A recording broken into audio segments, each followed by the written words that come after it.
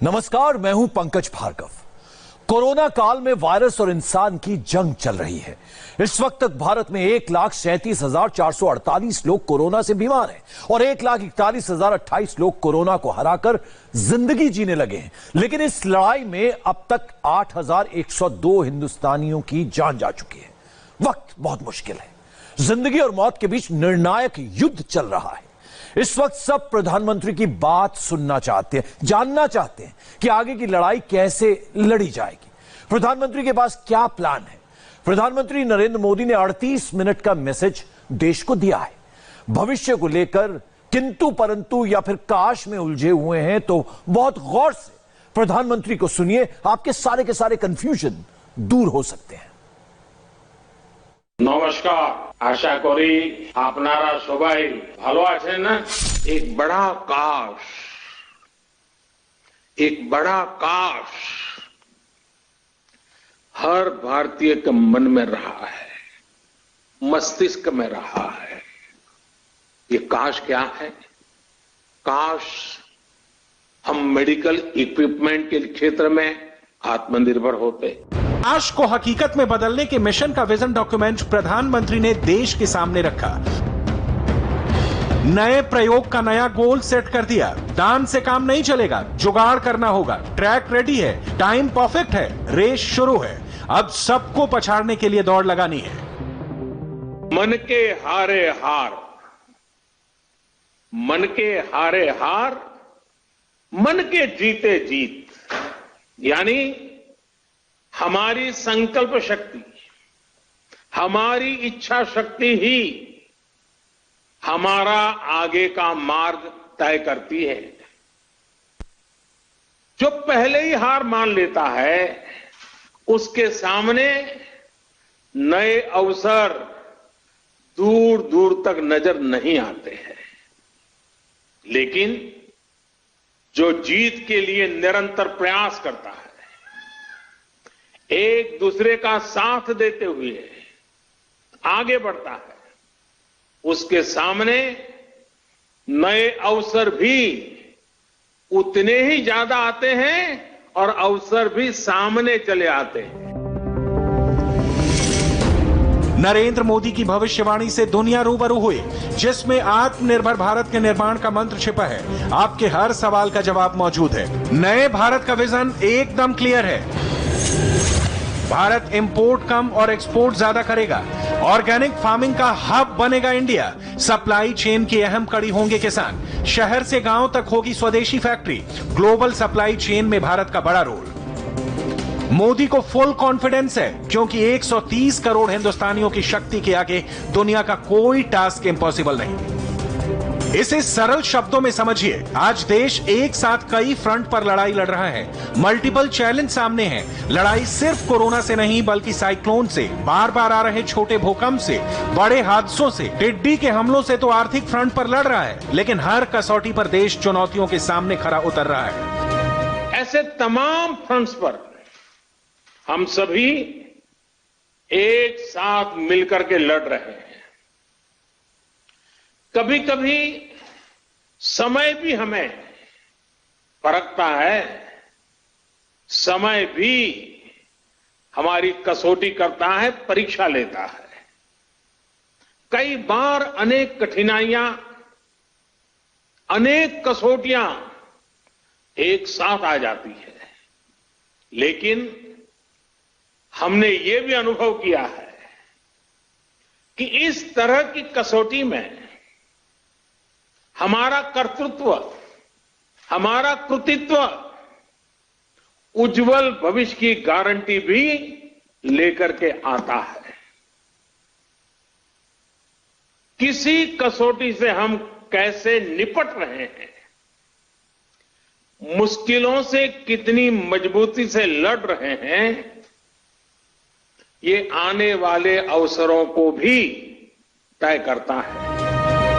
प्रधानमंत्री मोदी का आइडिया देश की तकदीर और तस्वीर बदलने का। लेकिन ये होगा कैसे? मोदी ने इस आइडिया को सच करने का फॉर्मूला खोज लिया है। मैं आपको कुछ उदाहरण देकर समझाता हूं।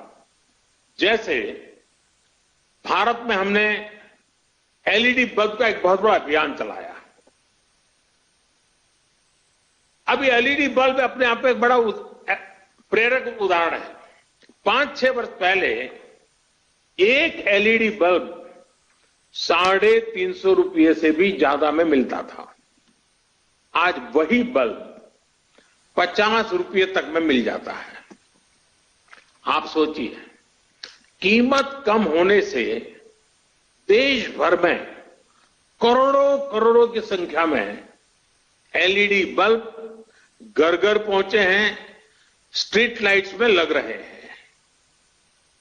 ये क्वांटिटी इतनी बड़ी है कि इससे उत्पादन की लागत कम हुई है और प्रॉफिट भी बढ़ा है। इससे लाभ किसको मिला है? पीपल को, आम देशवासी को, जिसका बिजली का बिल कम हुआ है।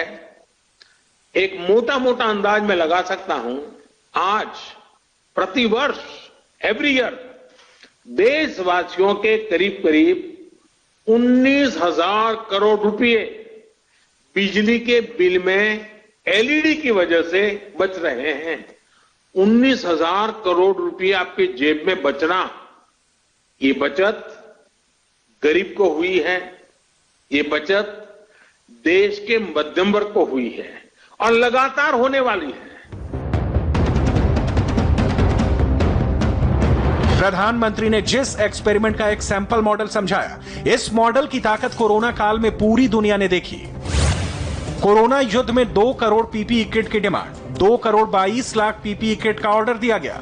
1 करोड़ 42 लाख पीपीई भारत में बन रहे हैं। आज चीन के बाद भारत सबसे बड़ा मैन्युफैक्चरर। देश में 75,000 नए वेंटिलेटर की जरूरत, देश में सिर्फ 19,000 वेंटिलेटर मौजूद। 60,884 नए वेंटिलेटर का ऑर्डर, 59,884 वेंटिलेटर देश में बन रहे हैं। 2 crore 72 lakh N99, N95 mask की डिमांड, 1 करोड़ 40 लाख मास्क देश में तैयार।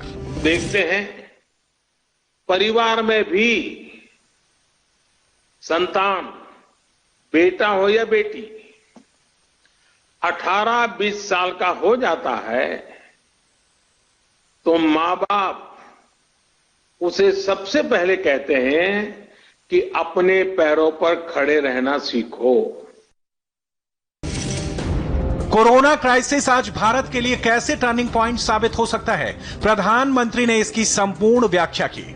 कभी सोचना, आप मर्सिडीज गाड़ी लेकर के जा रहे हैं और फुटपाथ पर छोटी चीज बेचने वाले की चीज आपने उतर करके खरीदी, वो पैसे नहीं गिनेगा, वो उसकी छाती फूल जाएगी। देखिए, मर्सिडीज गाड़ी वाला भी फुटपाथ पर मैं भले बैठा हूं, लेकिन उतर करके मेरे से सामान खरीद रखा है। उसकी जिंदगी को एक ताकत मिलती है, उसको सम्मान मिलता है। हमें इस बात का अंदाजा भी नहीं होता कि इससे उनके दिल पर कितना प्रभाव पड़ता है, वो कितना गर्व महसूस करता है। इसलिए अब अपने लोकल के लिए वोकल होने का समय है। नरेंद्र मोदी ने ट्रेडिशनल सोच और अप्रोच से हटकर देश को एक बड़ा सपना दिखाया। किसान और गरीब अपने पैरों पर खड़ा होगा। ये कोई सियासी जुमला नहीं, मोदी ने बहुत होमवर्क किया, फिर क्रांतिकारी रिफॉर्म किया। देश प्रण कर चुका है और देश कदम भी उठा रहा है। आत्मनिर्भर भारत अभियान के तहत जिन बड़े रिफॉर्म्स की घोषणा की गई है, उनको तेजी से जमीन पर उतारा जा रहा है। एमएसएमईज की डेफिनेशन सालों से लटकी हुई बात, उसका दायरा बढ़ाना हो या एमएसएमईज के सपोर्ट के लिए हजारों करोड़ के स्पेशल फंड्स की व्यवस्था हो, ये सब आज सच्चाई बन रहे हैं। आईबीसी से जुड़ा फैसला हो, छोटी छोटी गलतियों को डिक्रिमिनलाइज करने का फैसला हो, इन्वेस्टमेंट की फास्ट ट्रैकिंग के लिए प्रोजेक्ट डेवलपमेंट सेल्स का गठन हो, ऐसे अनेक कार्य पहले ही हो चुके हैं। अब तमाम सेक्टर्स खासकर कोल और माइनिंग के सेक्टर को अधिक कॉम्पिटिटिव बनाने के लिए जो रिफॉर्म्स अनाउंस हुए हैं उसका भरपूर फायदा उठाने के लिए उद्योग जगत आगे आए। मेरे युवा साथी आप आगे आए। साथियों, किसानों और रूरल इकोनॉमी के लिए जो निर्णय हाल में हुए हैं उन्होंने एग्रीकल्चर इकोनॉमी को वर्षों की गुलामी से मुक्त कर दिया है। सच्ची आजादी किसानों को मिली है। अब भारत के किसानों को अपने प्रोडक्ट, अपनी उपज देश में कहीं पर भी बेचने की आजादी मिल गई है। देश के अन्नदाता का बही खाता मजबूत हो, इसके लिए प्रधानमंत्री किसानों को नई नई पॉलिसी बना रहे हैं। किसानों के लिए one nation one agri market कानून, देश भर के किसानों को फसल कहीं भी बेचने की आजादी, 50 सालों से चली आ रही कई मांगों को पूरा किया। किसानों को सालाना 6,000 रुपए की आर्थिक मदद, फार्मिंग में बुनियादी ढांचा के लिए 1 लाख करोड़ रुपए। मोदी को गरीब की फिक्र है तो उस कारोबारी की भी आत्मनिर्भर भारत के लिए योगदान देने के लिए तैयार है। आज प्रधानमंत्री ने बम्पर ऑफर दिया। जिन जिलों, जिन ब्लॉक्स में जो पैदा होता है वहीं आसपास इनसे जुड़े क्लस्टर विकसित किए जाएंगे। जैसे पश्चिम बंगाल में जूट किसानों के लिए पास में ही जूट आधारित उद्योगों को और मजबूती दी जाएगी। फॉरेस्ट प्रोड्यूस की अपार संपदा जुटाने वाले आदिवासी साथियों को उनके क्षेत्र में ही आधुनिक प्रोसेसिंग यूनिट्स उपलब्ध कराई जाएगी। इसके साथ ही बांबू और ऑर्गेनिक प्रोडक्ट्स के लिए भी क्लस्टर्स बनेंगे। सिक्किम की तरह पूरा नॉर्थ ईस्ट ऑर्गेनिक खेती के लिए बहुत बड़ा हब बन सकता है, ऑर्गेनिक कैपिटल बन सकता है। आईसीसी के साथ जुड़े आप सभी व्यापारी अगर ठान ले तो नॉर्थ ईस्ट में ऑर्गेनिक फार्मिंग बहुत बड़ा आंदोलन बन सकता है।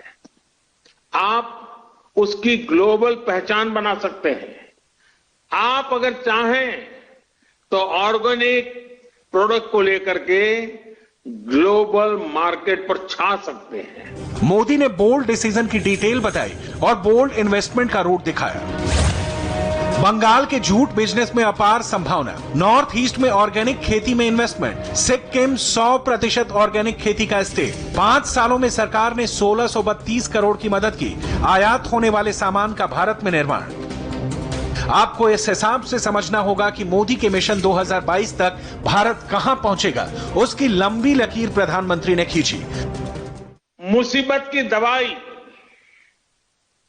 मुसीबत की एक ही दवाई है, मुसीबत की दवाई मजबूती है। मुश्किल समय ने हर बार भारत के डिटर्मिनेशन को अधिक स्ट्रेंथन किया है। एक नेशन के रूप में देशवासियों के रिजॉल्व को ऊर्जा दी है, संकल्प को शक्ति दी है। यही भावनाएं आज आईसीसी के आपके मेंबर के चेहरे पर भी और देशवासियों के चेहरे पर भी मैं देख सकता हूं, मैं पढ़ सकता हूं।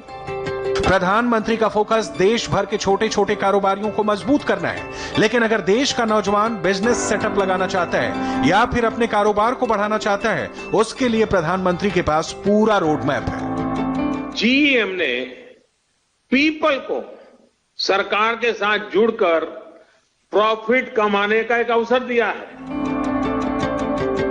ये परीक्षा की घड़ी है क्योंकि बड़ी विपदा सामने खड़ी है, लेकिन चुनौतियों के अंबार के बीच आज अपॉर्चुनिटी की कमी नहीं, बस जरूरत है अवसरों की सीढ़ी बनाकर भारत को बुलंदियों तक पहुंचाने की।